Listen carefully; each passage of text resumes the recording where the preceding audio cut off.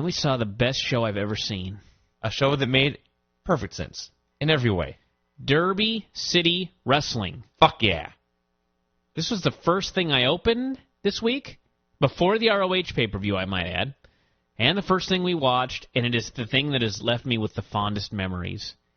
The minor leagues of the WWE minor leagues. It's such a fascinating concept. It is, and you can move up to developmental. Yes, you can move up to getting a look. You can graduate from Derby City and move on to actually having to pay more money to train. That's right. I just love the entire idea of this. And they do not hide this fact. In fact, they advertise it. They pump it constantly during the promos. These young men and women are working their tails off and spending all their money to try and break in, trying to break in. And the show opens, there is the logo and there's wacky music, and you see men training. Yeah. You see what appears to be the greatest battle royal of all time, as there's like 30 people, they're all around the ring, and they're all doing arm ringers. Yeah. And then it switches to them all doing jabs. And then Rip Rogers chops the shit out of somebody. Then Rip Rogers chops a guy, and then you see them cutting promos that you can't hear, and then the actual show begins. Awesome. Awesome. Timmy Baltimore and Kenny Bolin were the announcers. Timmy Baltimore was one of those announcers that's not bad, but you never even realize he's there. And Kenny Bolin was just great. Yeah. I had never heard of Timmy Baltimore before, but here he was doing the developmental to developmental show. He did fine. Yes. The opening match, the first ever Derby City Wrestling TV match, was Ted the Trailer McNailer against Brandon Kaplan. And McNailer had a crew billed as Adam Revolver and Nine Fingers Dewey. The best name a wrestler has ever had. You know why I love this group? Because nobody has a stupid WWE gimmick. Nobody has anything given to them by the office. Everybody's just whatever the fuck they want to be. Nine Fingers Dewey. Nine Fingers Dewey. I am going to assume this man is missing like the tip of a pinky or something. I'm assuming he didn't just happen upon this name. If this is so, he needs to hold his palm up to the camera when he comes out and make it clear. Look, 9 fingers. I think he's just some sort of weird gang member or something like that. I don't know. It's a great name regardless. The point is, this is what wrestling used to be. Just a bunch of wacky characters that... Weird guys being themselves. Went from territory to territory and never had to change who they were unless they really wanted to, or unless... You know, maybe if there's someone else in the same territory that was a star with your gimmick, you'd have to change something. But Nine Fingers Dewey could go all over the fucking world with that gimmick. That's right. So you would never meet another nine-fingered man. They had a match, and it was a developmental match, as you would expect. It was perfectly fine. It's just you have to know what you're going to get with Derby City Wrestling. You can't compare this to a WrestleMania. No. You compare this to your average indie show, and it's better than average. There you go. I mean, this was better than 90% of the matches you'd see around here. Everybody's basics were solid. They had a grasp of psychology. Everything was fine. So ended up with Kaplan doing a big comeback, a leaping neckbreaker, and a 450 for the pin. Nobody kicked out 84 finishers. There wasn't even the babyface made a comeback, and the heel didn't even cut him off before the finish. The babyface just did a bunch of moves and won, and it was fine. It was easy to watch. They just did some stuff. They exchanged holds. The heel got the heat for a while. The babyface made his big flippy comeback, and he got the win. The fans cheered, and then the segment ended. No one ran out. No one interfered. It was just easy to watch. Then we had Von Lilas and Mason Rage against Lennox Lightfoot and Dre Blitz. Great names, all of them. Von Lilas and Mason Rage will be in Ohio Valley soon because they are, in fact, big. Right. They are two giant men. Rage actually looks like Heidenreich. He's already a better worker, though. And Von Lilas is also he's big. He's also a very big guy. And ended up with...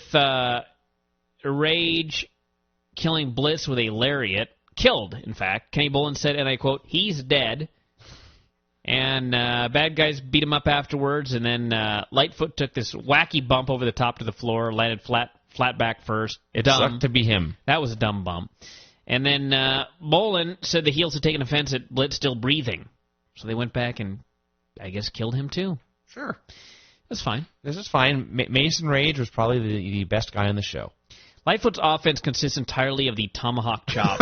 Yes, different variations of it. That's right. Springboard tomahawk chops. Yes. This is fun. Belle Von Black against Josie in a girls' match. Josie is a black girl who looks like she does some lifting and would beat your ass. Right. And Belle Von Black is like like a skinny Daphne. Just wears a wacky skirt, skinny, white, dark hair. And did a little match, and Bolin had a Belle Biv DeVoe. That was the highlight of this match by far. When Bolin dropped his Belle Biv DeVoe line, and Timmy Baltimore pointed out it is 2007. They were popular in 1990. Bolin's like, well, I like older music. So the finish was mistimed, but the match was fine. And then the girls shook hands and hugged afterwards and held up each other's hands, and obviously you think, well, one of them's going to turn on the other, but no, they held up each other's hands, and they went to the back. Why? Well, number one, because it's not TNA, and there doesn't have to be an angle in every single stupid match. And number two, this was a match that went 2 minutes long on the undercard and did not need an angle, period. Right. They're probably going to wrestle each other a lot. Thumbs up. Yeah. To just raising each other's hand. They're just wrestling. Los Locos, Rudy and Raul from Tijuana faced the Puerto Ricans, Jamin Olivencia and Damon Adams. Fine Puerto Rican name. Damon Adams. Raul is pretty damn good, and Rudy is very, very green. I'll just say that. And he also looks like he's one of those guys breaking in at 35. I may be wrong with the age, but he looks like he's breaking in at a later age than young Jamin, who is 21 and already has a WWE body. So, anyway, they beat on Damon. Jamin got the hot tag, blah, blah, blah. Fine, and then Damon, small package, Raul for the pin. It was. They were kind of pointing out that the deal was that Olivencia and one of the Locos, I've already gotten them confused, but they were established and actually already been on Ohio Valley TV, and now they were trying to get their family members into the business. I see. And then Damon, who is the young guy trying to break in, he was the one who ended up getting the win. Yeah. But Olivencia was the other guy besides Mason Rage to me on the show who stood out. His comeback was very good for an indie guy. Yep. And then we had the main event, which was a main event on any indie show, actually be the opener on any indie show in the Northwest, a Derby City Wrestling Battle Royal. With nothing on the line other than it's a battle royal. There were 30 men in this battle royal. And they all had cool names. Of all shapes and sizes. It was, as we've said many times when we watch battle royals, it was a Halloween contest. There were Arabs, Sonic the Hedgehog, whose name is in fact Sonic. Yes, a blue man came on in a funny mask, and you were listening to the silliness we were watching, and you listed Sonic the Hedgehog, and I laughed. Then I found out his name was actually Sonic, and that made it somewhat less funny. I believe he's 15. Really? He's a very small man. Wow. There was a gay guy, a judge, a lumberjack, MMA fighter, Indian, rednecks, powerlifter, AIDS patient. There was an AIDS patient. Who we later learned the AIDS patient's name was Cody Carnage. Is that his name? That was the AIDS. I assume we were talking about the same guy.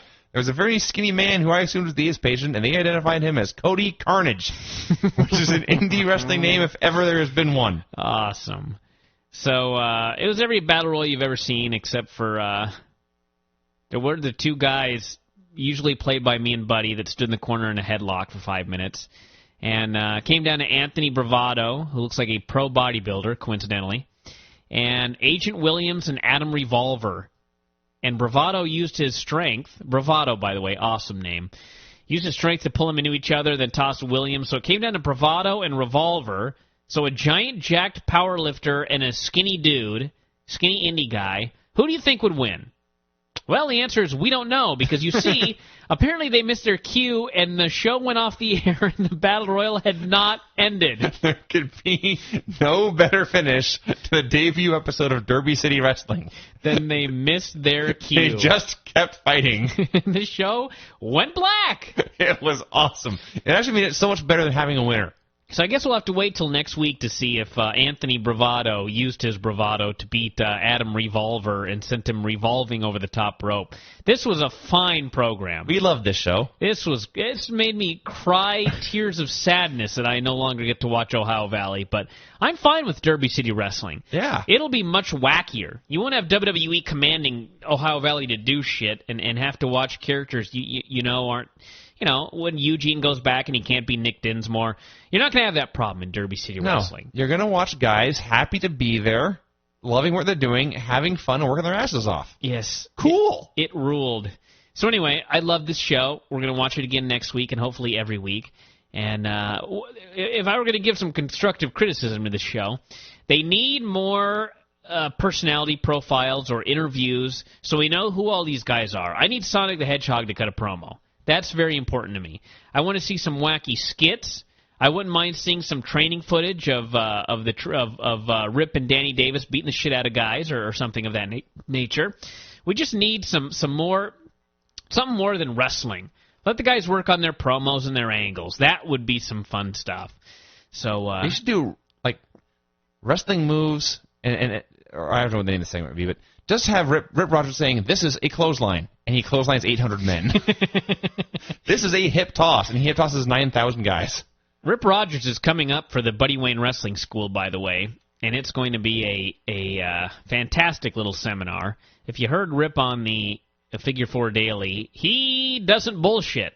So he tells it like it is. I can't wait. Everybody go to buddywayne.net and sign up.